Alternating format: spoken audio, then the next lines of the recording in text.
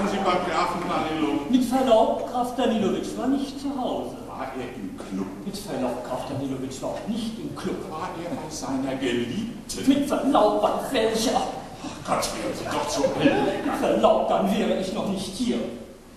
Einmal braucht ihn das Vaterland. Da ist er nicht zu finden. Gefunden habe ich ihn.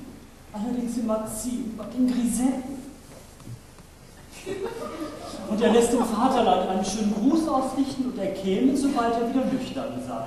Es ist doch nicht zu glauben, wenn uns nur dieser Herr von Rossillon nicht die Millionen wegheiratet. Bezüglich der Blaverie bin ich mir sicher, dass Sie da beruhigt sein können. Herr von Rossillon wird kaum Interesse an ihr haben. Er ist doch schon fällig bis über beide Ohren. In wen? Das weiß man nicht genau, aber es soll sich dabei um eine verheiratete Dame handeln. So